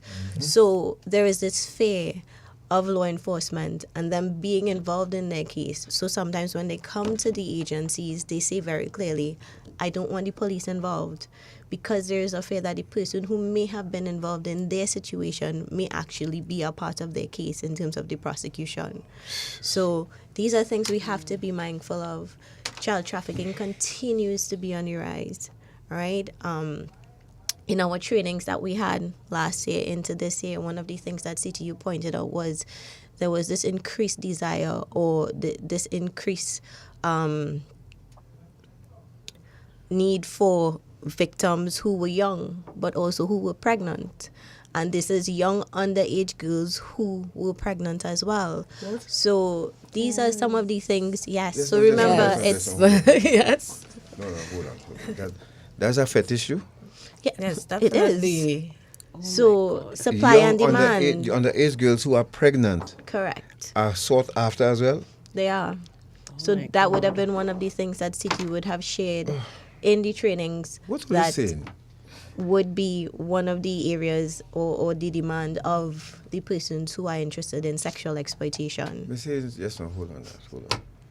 And this is where we're going back to the demand for sex, for commercial sex, and we are not focusing enough on the men primarily who are purchasing sex with minors, and now we are hearing with pregnant minors. Natasha, just know that. Let me try to process this, please. So we have men in our society, facilitated in some cases by women, who seek after underage, pregnant young ladies. What? So who get them pregnant in the first place? Exactly. So, but we lost our way, Listen, I'm not an angel, I was in prison, right? I mean, I hardcore, right? But when I hear these things, it really breaks my heart to know that I could have a friend who I call a partner. It breaks what happened. And in the night, he going, because as I see in the case of the policeman here, he went back home to his family. Correct. And sat around the dinner table and had dinner with them and telling them, read the ABCs for me. You just violated a child. And he also had a daughter. Correct. Underage, pregnant. God, you remember the very recent case of a young lady who's reported to have been a Venezuelan national who was stabbed while she was at work at a bar? Yeah, 16 years. Any red flags there? I mean, I don't know if the investigation has led to some other discoveries about that. That bar should be shut down as far as that immediately sent up red flags in my head because she was reported to be 16 years old. What's she doing working in a bar? If you're just joining us, you're listening to Dependency. We could take some calls for Miss Ali and Miss Haynes. I am really... That one really shook me up because the first time I heard that one, And maybe doing this long time, but it's the first time I've heard underage, pregnant children being sought after. And let's not forget, God it's not Almighty. only girls, right? Correct. Please. Yes. Yeah. No, because young boys are also increasingly being sought after. Wow. Mankind have lost their way, boy. We really, that's a sickness. As I said, I would love to. You see that first conviction we have. I hope when he settles, he willing to tell us what would make, because he had a family too. Yes. And what would make a man want to take somebody's child, or I and my brother's daughter, my niece, to set her up to be trafficked, and I need to get inside their head, boy. In the film, Jesus Christ, it appears as if the officer was providing a measure of security, because remember when he came in, he asked everything going all right. Yes. And the guy was like, yeah, business is good. Room number 2. So this is his reward for providing the security, quote unquote, for his business. So to all you law enforcement officers, you part of this, I'm sorry, but that day would come when you will have to answer to God. I swear, karma is real, And let them face justice on earth first now. I would love that. Before they reach to that level, I would like to see justice on earth first before Just we go hold to on. God. And karma. Oh, Lord Jesus, fix it. Hello, good morning. Morning, Mr. Sinclair and the team there. Good work from the ladies. God, I told you, Richie Spice say you could see a man and woman face, but you can't see the heart. So you shouldn't be shocked and surprised of that. You see, I will keep calling for it. The polygraph bill that is in the parliament today.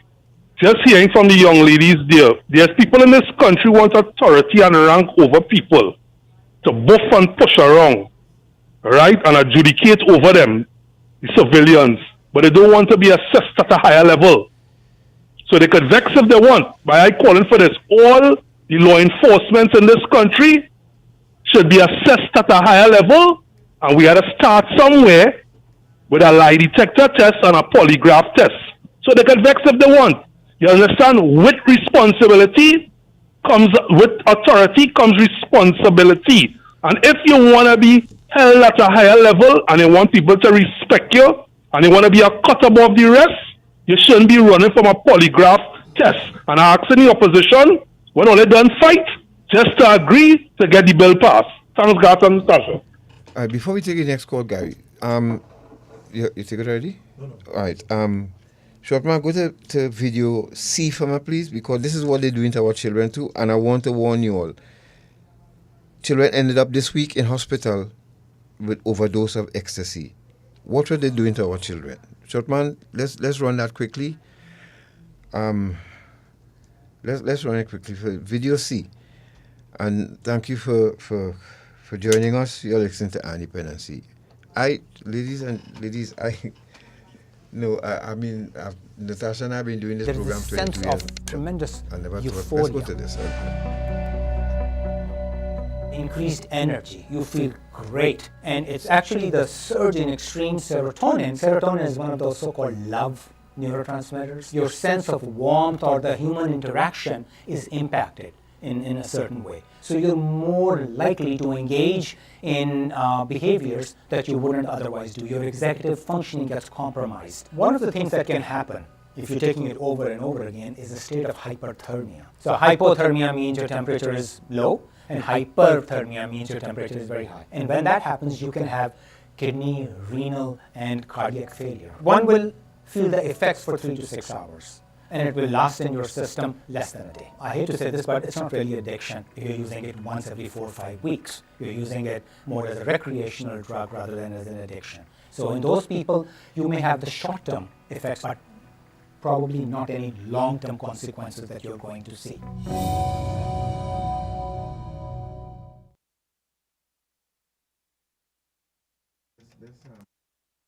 As a drug, we have just explained that our children were taken to hospital this week because some adult choose to give them ecstasy because children don't know where to go and get that. How old were these children again? 12 please? and 14. Thank you. Okay? And we really need to take a serious look because we have vape pens selling all over this country. Mm-hmm. We need to take a serious look at that. We're going to lose our children, you know. I'm telling you, we're not making this up, you know. And I don't know why people are not paying attention to what we're saying here. We cannot continue like this. We have to start arresting parents too as well. If when you ask this child where they get this ecstasy pill from, we need to find this out. We cannot continue to fly blind. 6223937. Like I said, I got a headache just hearing this. I don't know underage pregnant girls, men seeking out there. Well, I mean, boy. Hello, good morning. Morning, Gart and Natasha. Morning. Of course, you people, hardworking, and the ladies here. Good morning to you, beautiful people. Good morning. Gart, it seems that there's no consequence for crime in this country. The doctor did the thing and hold him with so much drugs the other day. What happened to him? There's no consequence for criminal, and I know the authorities know where these criminals are and who's selling that and who have a bar and all these things. They're not being held and accountable. God, people should get 99 years or 100 years for crime in this country. They're not holding these people accountable, God. And that is why this thing is rampant and I mean, it's going on this way because people are not accountable for the wrong things they do in this country. These authorities are supposed to have balls, God, and hold these people and jail them, right? There's no accountable for crime in this country, right? That's why the country is going down that way, that road. All right, cool. Too many big men and big people involved in crime in this country and being allowed to get away with crime. You know, I want to say this, though. People say there are no consequences. Our prisons are bursting at the seams with people. So the police doing their job. So let's kind of compartmentalize it, you know, separate. The police doing the prisons bursting at their seams. Which means, now, some people innocent, yes, on remand. We know that too as well. We cannot lock up everybody. But we cannot say that the police not doing their part. All right? The thing is, what we see in examples of the disparity, because a doctor held with 4 Class A drugs in his possession was given a slap on the wrist and he was allowed to walk free. But then the guy with lesser than that, a joint paraphernalia, maybe languishing on remand. Now, if we want to balance the scale, then we have to balance that, because if every creed and race find an equal place, then our remand must reflect that too as well. Correct. Our prison system must reflect that too as well. All right? But we know the police have their hands full, man. Look at how much work police doing every day. Something popping up that police have to intervene in, and when you see another dead bodies all over the place. We have to you know, keep them in our prayers too, that they too stay sane in the execution of their duty. The police are the counter trafficking unit, same thing. They have to sit and hear these stories over and over and over. Understand what they're going through as well. 622-3937. Good morning. Good morning. Morning. Gart and Natasha. Morning.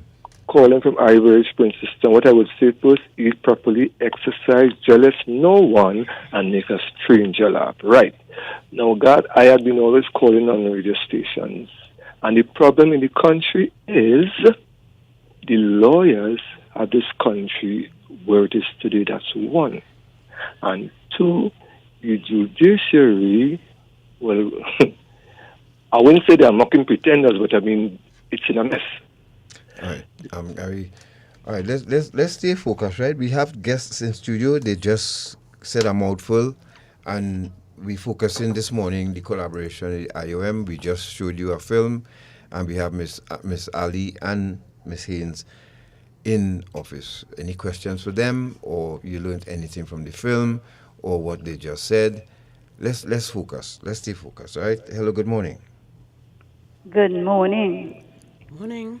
I am an 86-year-old great-grandmother. I was about to go outside to do some washing. And when I heard the tape that was playing, I was stunned and shocked of what adult encouraging in this world. What can the children look up to? What example the adults are being setting to children? And when the children go wrong, you want to crucify them. We have no real example. And God and Natasha, our laws in this country encourages wrong. I can say it as an 86-year-old grandmother and a great-grandmother. Our laws and the judiciary encourages crime. You hear what I'm telling you? And let me tell you, God is getting vexed on a daily basis. All right, so the views of the caller, not necessarily those of the radio station or Dependency. I wouldn't endorse that they're encouraging crime. We have laws in place in our country here. It's people who breaking them. Yeah, Ms. Ali? So, a couple of things. In terms of the whole general issue of human trafficking, I know what the film was about was really sexual exploitation, but I want to just pause here to say that human trafficking and child trafficking is not just about sexual exploitation. Yes. It's about labor exploitation. It's about exploitation in private homes in the form of domestic servitude. And while we do have a serious issue here in Trinidad and Tobago with the sexual exploitation aspects, something that is still more significant and under the radar is paying more attention to our labor markets. There's a lot of exploitation and indications of exploitation in the construction sector. Yes. And in others, and we really need to pay attention to that as well. Now, one of the callers also mentioned something, and it's really important because generally human trafficking is in fact seen as a highly profitable enterprise that comes with low risks. Yes, we have the laws, but it's also difficult, just what I was speaking about, to prosecute. We saw how long it took here as well to have that first conviction. So I just wanted to share that. And finally, I'm aware of a lot of efforts made by the multi-agency task force of the Trinidad and Tobago Police in closing down many of those establishments of ill repute, as they call them, here in Trinidad and Tobago. And they have been, they've been quite successful at using not just the Trafficking in Persons Act, but using other laws and closing down these establishments due to, say, OSHA laws and really hitting the perpetrators where it hurts the most, which is in their pockets. And they have also seized millions of dollars in assets. I think what tends to happen is not a lot of these successes are really, spoken about and a lot on basically in the country. But there are clear efforts made in trying to address some of these issues at a local level. Yeah, and that's an important point too, because as opposed to drug trafficking with humans, they can be sold over and over again, which makes it much more profitable. Yes. Hello, good morning. Hello, good morning, God. Good morning, Natasha. Good morning. From what I'm hearing, it is safe to say that you guys are not getting support. Could you speak up, sir? We're not hearing you at all. Is it safe to say that you guys are not getting the support? You have the police helping you, but is it saying the help stops when you reach the judiciary level? Because it seems as though that's where everything is a lull. Now, just about 2 weeks ago, a judge ridiculed the commissioner of police for a firearm permit that taken 7 years to process. But that same judge is part of a system where a 7-month case will take 17 years. But he ain't seen that.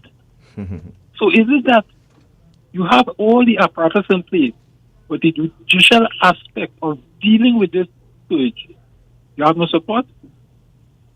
Well, thank you for your question, sir. I wouldn't say we won't have the support. Yeah, we agree that things should turn over faster.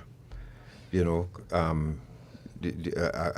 I should think that we should now step our game up in assisting in this country to be elevated to tier 1, and we need more convictions. So yeah, that is where I think we kind of fallen short, but we cannot fault the law enforcement for doing what they have to do. They have done. Good morning, God. Good morning. Good morning, Natasha. Good morning. Good morning to your guests. God boy, I want to compliment you all for what you all are doing in sensitizing the public about the various forms of trafficking, human, sexual, industrial, etc., etc. Because we have this country in the country where once it's not concerned with family, we ain't care now. So people must be more sensitive and be fearless, report it. Because when good people stay silent, even people want to do it right. So continue what you all are doing. Good show as usual.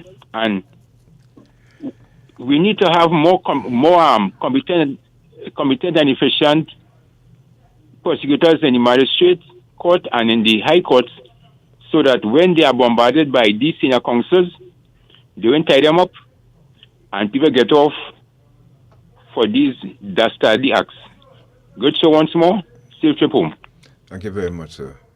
Hello, good morning. Yeah, good morning. Good program. Good morning. Can you speak up, please? Yeah, I said good program. Good program. Morning. Morning. Yes. What I'm saying, I agree with you that the police is doing their work. But the few who get involved in crime are... Hello, good morning. Hello, good morning. Morning. Yeah, very interesting show. I want to make a comment on an issue which I think is passing over the heads of many people in the country, and it relates to the plea by the police for the amendment to the bail bill. Basically, what they are saying, and just this week I heard a policeman almost in tears say that they are holding a lot of people. They're holding a lot of people for different crimes, carrying them to court, and the fellas just walking out and getting bail. The opposition has not supported the amendment to that bail bill. And a lot of people, including the media and a lot of other commentators, are not focusing on that. All right. Good morning. Good morning. Is this the call-in program? Yes, ma'am. You're live on the air. Okay, good morning to all of you. I have a suggestion to make. I would like to take some of the parents and send them to school and learn how to be parents. Because the parents today don't seem to be able to control their children, to advise them, to show them discipline, to show them responsibilities. They don't help them at all, and the poor children are at sea. So it's time we send the parents to learn something and help their children. Thank you. All right, so before we wrap up, let me just share this with you real quick. Those of you who joined us last week, we paid tribute to the late Major General Ralph Brown. So from his son Gary and family, they said, good morning, my name is Gary Skeeton, son of Ralph Brown. I just wanted to say thank you for the radio special last Sunday. We, the Brown Skeeton family, extend our deepest gratitude to the people of Trinidad and Tobago for your overwhelming support during this difficult time. Your outpouring of emails, letters, and calls offering condolences for the passing of Major General Ralph Brown has been incredibly touching. We have been deeply moved by the stories and memories you have shared about the impact Major General Brown had on your lives. It brings us great comfort to know that his legacy lives on through the countless lives he touched during his remarkable journey. We would like to thank I-95.5, and I would put him on I-95, but Ministry of National Security, Counter-Trafficking Unit, for the wonderful tribute that aired on Sunday, April 7th. Your words and stories warmed our hearts. God bless. May God continue to bless you all and our beautiful country with sincere appreciation. Gary Skeeton, the Brown Skeeton family. So that was Thank you so much. Thank you so much, Mr. Skeen, Gary, and that's son of Ralph Brown. And to all the Brown Skeen family, we say, we wish you all well, stay strong. We know you lost a giant in Trinidad and Tobago. Take one more before 622-3937. Miss Ali and Miss Haynes, so let's hear your final thoughts on what you have to say to Trinidad and Tobago. Those of you who joined us on Facebook and YouTube, we thank you as well for your comments. Miss Haynes? So, I mean, just going back to the film quickly and wrapping up, one of the things we saw available for Sona was a shelter. Right. And I want to say that we are moving in the right direction. We are building capacity. We are trying to put the necessary resources in place so that victims can receive the support that they need. I think we have to do more in terms of prevention, and programs like these help to educate the public and help to raise awareness on trafficking so that at the end of the day, we can put an end to this heinous crime. So we need your support, Trinidad and Tobago. We need to work together as a society, a whole of society approach, a whole of government approach, if it is we truly want to end trafficking. Yes, Ms. Ali? The fight against human trafficking is not over. However, I think it's always important to acknowledge the steps that we've made. Yes. And I want to really say thank you and congratulations to the new dynamic duo team at the counter-trafficking unit. Dynamic is and just encourage them to continue the fight, and just encourage the government of Trinidad and Tobago to also address other issues. So human trafficking is not happening in a vacuum. Please continue to address issues of migrant smuggling as well as labor migration, and let evidence guide what we do. But the sky is definitely not falling. We are moving in the right direction. Thank you. Said. Yes. I too would like to once again appeal to the adults out there who giving our children drugs to use. Oh God, I beg you all. I beg you all. The drugs that are being manufactured today is not like long ago, and you are damaging our children. I'm sure that fentanyl is playing a part too of destroying some of the lives here in Trinidad and Tobago. Ketamine is here. Molly is here. You name it, it is here. But leave our children alone, please. Let them live. Let them go to school. Let them reach the age of 25. And that way they will make an informed decision if they want to use drugs or not. If they want to use alcohol and other drugs. Give them a chance to grow now. Leave them alone. Long ago, you know what the big men did on our block? You know what the adults did where we grew up? They see us coming on the block. They will clout we backside and send us home. Go home. You know, come from school. What are you doing here? You know, big man? But now you're all encouraging children to be on the block. You're taking advantage of vulnerable people. You saw the film with Sona here just now. That abuse. She was abused by her father. Yes. So I don't think probably, she tried to resist going to Calcutta, but she said, you know what? If I have a chance for a better life, why go back to that abuse? So you're abusing your children, you're going to lose them too. Yep. Only think now, for God's sake. Think now. I keep using myself as an example. At the age of 21, my whole life was turned upside down with one wrong choice, one crack rock. Have me doing this program here today, you know. Come on, Ole. Come on. Especially law enforcement. Stop it now. Leave our children alone. You the adults, you want to do your thing. But not the drugs that they're selling today. Leave our children out of it. Please, I'm begging you all. We're going to regret it, you know. We will regret it in the long run. Please. We want to thank you all so much. Miss Ali, Miss Haynes. Thank you all very much. Sorry for I'm not supposed to get so worked up in doing this. No, it's okay. I tried, but because I know what I know. The experience. I know. It's not easy to come out of the grip of addiction, you know? And I'm watching children day by day just being destroyed, you know. And I feel helpless at times. But I know once they put that beast in their system, it's not going to be easy to come out. We have big men relapsing today.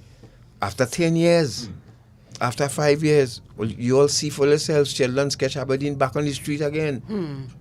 Come on, people. This thing is not easy to shake. I am begging. Yeah. Sheldon is back on the street. You know, so I don't know how to make this appeal any longer. Leave our children alone. Leave them alone. We need adults to take over this country. And if you're giving them drugs now, you the school teacher, you the drug pusher who giving that child drugs to carry in school, you the parent who plant marijuana in the back of your house because it's decriminalized now and you have enough on your hands that you have to sell it. Please, I'm begging you all, leave our children alone. You've been listening to Dependency. Thank you very much for being with us. We'll be back next Sunday, God's willing. Tasha, thank you very much. Any closing remarks, Tasha? Good afternoon. No. Nothing for the moment. Good afternoon. Have a good week. Bye-bye.